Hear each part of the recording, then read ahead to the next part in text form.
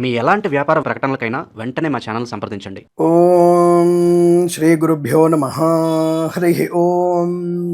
శ్రియః కాంతాయ కళ్యాణ నిధయే నిధయేర్థినాం శ్రీ వెంకట నివాసాయ శ్రీనివాసాయ మంగళం.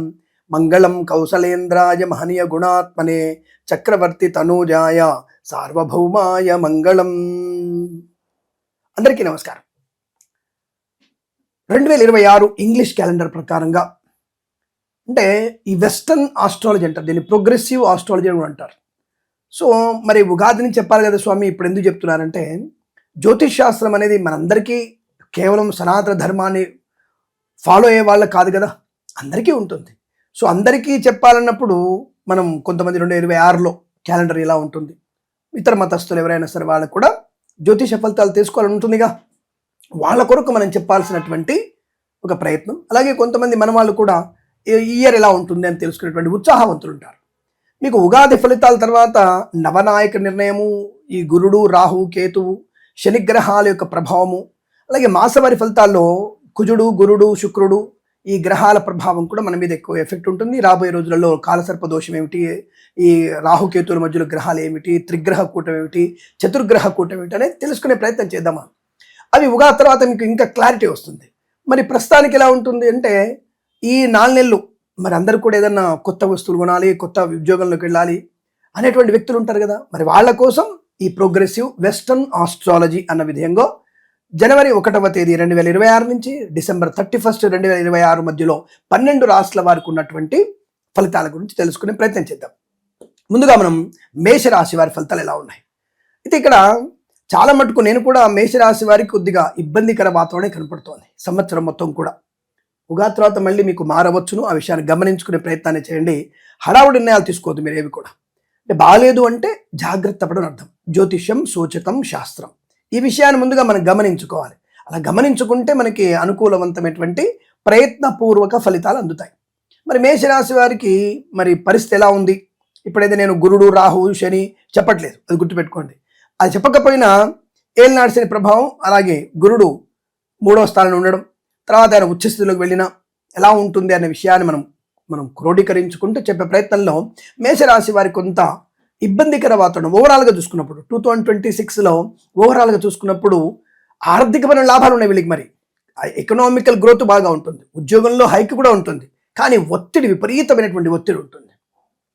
గర్భిణీ స్త్రీలకి కాస్త జాగ్రత్తగా ఉండకపోతే ఏదన్నా అనర్థం జరిగే అవకాశం ఉంటుంది.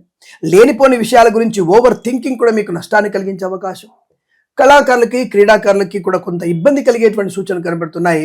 డోపింగ్ టెస్టుల్లో పట్టుబడేటువంటి అవకాశం ఉంది. క్రీడాకారులు చాలా జాగ్రత్తగా ఉండే ప్రయత్నాన్ని తప్పకుండా చేయాలి, లేదా ఇబ్బందులు ఎదురయ్యే సూచనలు బాగా కనబడుతున్నాయి. ఈవెంట్స్ చేసేవారికి కూడా కొంత ఈవెంట్స్ స్వదేశంలో మంచిది, విదేశాల్లో ఈవెంట్స్ అనేది మీకు నష్టాన్ని కలిగించవచ్చును. కాస్త ఎమరుపాటుగా ఉండే ప్రయత్నాన్ని కొనసాగించాలి. ఇక విద్యార్థులు ఇతరుల మీద ఆధారపడి పరీక్షలు రాశారా, మీకు 0 మార్క్స్ వచ్చే అవకాశాలు ఎక్కువగా ఉంటాయి. 0 మార్క్సే, ఇంకా మీకు పాస్ అయ్యేది మీకు ఇక కళలో ఊహించుకోవాల్సిందే. ఎందుకంటే అంటే ఇతరుల మీద కాపీ కొట్టేవాడు వాడికే చదువు రాదు, చదువు సంధ్యలు వాడికే లేవు, వాడి మీద ఆధారపడి మీరు పరీక్ష రాస్తే ఇబ్బంది. లేదా నేను ఒక ఇన్విజిలేటర్కి నేను 2 లక్షలు ఇచ్చేసాను, నాకు పరీక్ష పూర్తిగా రాయనిస్తాడు, అంత అబద్ధం. వాడికి ఆ రోజుకి యాక్సిడెంట్ అవ్వచ్చు, లేదా ఇబ్బంది అనర్థం కలగవచ్చు, లేదా ఫైర్ యాక్సిడెంట్ అవ్వచ్చు, ఇంట్లో ఏదైనా కావచ్చు. వాడు మాత్రం వచ్చే అవకాశం లేదు, ఇచ్చిన డబ్బులు తిరిగి రావు, పరీక్షల్లో మీరు పాస్ అయ్యే అవకాశం లేదు. ఏంటండి ఇలా చెప్తారు మీరు అని అనుకోకండి, ఇది సూచక శాస్త్రం, ఇలా జరగడానికి అవకాశాలు బోలెడున్నాయి. అలాగే ఈవెంట్స్ చేసేవారికి కూడా కొత్త ఈవెంట్స్ అన్ని కూడా స్వదేశంలో మంచిది. అలాగే share market speculation, communities, crypto currency, bit coins లాంటి వల్ల కాస్త జాగ్రత్తగా ఉండండి. ఎక్కడైనా మీకు కుజుడు కనుక శుక్రుడు కనుక బలంగా ఉంటే ఫార్మా మీద, ఇన్ఫ్రాస్ట్రక్చర్ మీద, అలాగే ఆటోమొబైల్ మీద మీరు పెట్టుబడి పెట్టవచ్చు. ఆ మాస ఫలితాలని ఫాలో అవ్వండి. కానీ ఓవరాల్గా 2026 అనేది మీకు షేర్ మార్కెట్లో కాస్త ఇబ్బంది కలిగించేటువంటి అవకాశాలు ఎక్కువ కనపడుతున్నాయి. కించిత్ జాగ్రత్తగా ఉండే ప్రయత్నాన్ని కొనసాగించాల్సిందే, ఆ విషయాన్ని గమనించుకోండి. లేనిపోయిన అనవసరపు ఆర్భాటాలు ఏదంటారు కదా, పక్కవాడి తొడగోసుకుంటే నేను మెడ కోసుకుంటా అన్నట్టుగా ఉంటుంది. పక్కవాడి యొక్క పెళ్లికి 2 లక్షలు ఖర్చు పెడితే నేను బర్త్డే పార్టీకి 5 లక్షలు ఖర్చు పెడతాను, గొప్పగా నేను క్రియేట్ చేసుకుంటాను. రెండవది అయిన వాళ్ళని దూరం చేసుకోవడం. సామెత ఉంటుంది కదా, అయిన వారికి ఆకుల్లో కాని వారికి కంచాల్లో అన్నటువంటి సామెత ఉంటుంది కదా, అలా అయిన వారిని దూరం చేసుకోవడం, చెడ్డవారిని కలుపుకోవడం అనేది మీకు ప్రమాదాన్ని కలిగిస్తుంది. మిత్రుల వల్ల నష్టం వచ్చే అవకాశం ఉంది. మిత్రుల్ని అంటే వారు మంచి చేసేవాడు మిత్రులు అంటారు. మీరు మంచి అనుకున్న మిత్రుడు మిమ్మల్ని నాశనం చేయడానికి కంకణం కట్టుకున్నాడు. అటువంటి వాళ్ళతో జాగ్రత్తగా ఉండండి. పాత విషయాలు బయటికి వచ్చేటువంటి అవకాశం ఉంటుంది. కొన్ని శుభకార్యాలు కూడా దారి తప్పేటువంటి అవకాశం ఉంది. తస్మాత్ జాగ్రత్త. కొంతమంది వ్యక్తులు జుగుప్సాకరమైనటువంటి ఫోటోలు వీడియోలు షేర్ చేసుకోవడం వల్ల అమ్మాయిలు జాగ్రత్తగా ఉండండి. చాలా ప్రమాదంలో పడతారు. లేనిపోయిన అనవసరపు ఇబ్బందులు చికాకులు పడే అవకాశం. కొంతమంది స్టేజ్ల మీద ఇలా విప్పుకొని తిరగండి అని చెప్పినా సరే గొడవలు కేసులు అవుతున్నాయి. మంచి చెప్పే వాళ్ళకు కూడా ఈ రోజున చెడు ఎక్కువ ఎదురవుతుంది. కాబట్టి మీరు ఎట్టి పరిస్థితులకు కూడా అర్ధనగ్న ప్రదర్శనలు చేయకూడదు.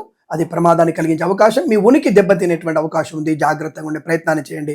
ఇక ప్రభుత్వ ఉద్యోగస్తులకి పర్వాలేదు, ఉద్యోగం చెప్పే కదా, ఉద్యోగం వస్తుంది. అలాగే ప్రైవేట్ సంస్థలు ఉద్యోగం ఉంటుంది, కానీ తీవ్రమైనటువంటి ఒత్తిడి ఉంటుంది. ఆర్థికమైనటువంటి వెసులుబాటు కూడా ఉంటుంది. అలాగే వ్యాపార పరంగా చూసుకుంటే ఫార్మా, సిమెంటు, ఐరను, ఇటుకలు, ఇసుక, రాగి, ఇత్తడి, mining, construction, real estate, interior, exterior, furniture, గాజు పరిశ్రమ, తోలు, రెగ్జిన్, షూ పరిశ్రమలు కానీ ఇతరత్ర ఏదైనా వ్యాపారమైనా సరే కాస్త మనకి ఇతరుల ప్రమేయం లేకుండా, ఇతరుల యొక్క సహకారం లేకుండా మీ సొంతంగా చేసుకుంటే మంచిది. అంటే పార్ట్నర్షిప్ వ్యాపారం అనేది మీకు పెద్దగా ప్రయోజనాన్ని కలిగించట్లేదు అన్న విషయాన్ని గమనించుకోండి. సింగిల్ వ్యాపారమే చేయడం మంచిది. లేదంటే మీ భార్యాభర్తలు కలిసి, లేదంటే అమ్మ నాన్నతో కలిసి వ్యాపారాన్ని ప్రారంభం చేయండి, తప్పకుండా అనుకూలంగా ఉంటుంది. కానీ ఇతరులతో, మనకు తెలియని వాళ్ళతో మనం చేసేటువంటి వ్యాపారం అనేది మీకు నష్టాన్ని కలిగించే అవకాశం ఉంటుంది. కాబట్టి ఆ విషయంలో కాస్త జాగ్రత్తగా ఉండే ప్రయత్నాన్ని కొనసాగించడమే మంచిది అన్న విషయాన్ని గుర్తించండి. ఇక విదేశాలకు వెళ్ళే నిమిత్తమే ప్రయత్నాలు ఎలా ఉంటాయి గురుగారు? తప్పకుండా మనం వెళ్ళవచ్చు. ఆ విదేశాల కంటే ప్రయత్నం చేయవచ్చు. తప్పకుండా మీరు మార్చిలో, అలాగే మార్చి, జూన్, సెప్టెంబర్ మరియు డిసెంబర్ ఈ మాసాల్లో మీరు విదేశీయాన ప్రయత్నం చేయవచ్చును, అనుకూలంగా ఉంటుంది. ఒక్కొక్కసారి ఈ నెలల్లో ఆన్సైట్ ఆపర్చునిటీ కూడా వచ్చే అవకాశం ఉంటుంది.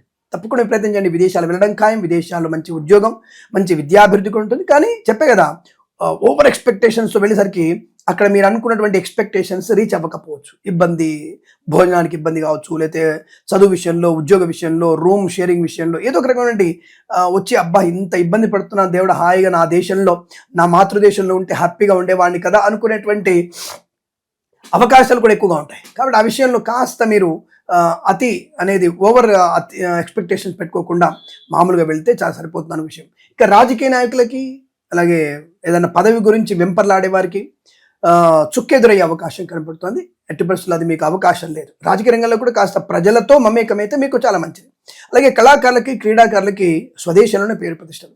అలాగే సినిమా రంగంలో దర్శక నిర్మాతలకి, నటీనటులకి కూడా జాగ్రత్తలు పాటిస్తే మీ అదృష్టం ఈరోజు ఈ సంవత్సరంలో గట్టెక్కవచ్చు. లేదా మాత్రం మీ సినిమా ఎంత పెద్ద స్టార్ కంపెయిన్ చేసినా పతనావస్థకి వెళ్ళే అవకాశం ఉంటుంది. కాస్త స్టోరీ డెడికేషన్ విషయంలో కానీ, నిర్మించేటువంటి విషయంలో కానివ్వండి, అనవసరంగా అలసత్వం ప్రదర్శించకుండా ఉన్నట్టుగా తీసే ప్రయత్నం చేయండి. అలాగే కొంతమంది డైరెక్టర్లు మీ దగ్గరికి వచ్చేసి అద్భుతమైన కథ, ప్రపంచంలో ఎక్కడ లేని కథ నేను మాత్రమే తీస్తా అని చెప్పేసి ప్రొడ్యూసర్లని కిందికి పాతాళానికి తొక్కేసే అవకాశం. తీరా వచ్చిన తర్వాత ఆ డైరెక్టర్ వెళ్తారు, నేనే హీరో, నేనే అన్ని డైరెక్టర్ నేనే, హీరో నేనే, మ్యూజిక్ కంపోజర్ నేనే అనేటువంటి వ్యక్తులు ఎక్కువైపోయినారు.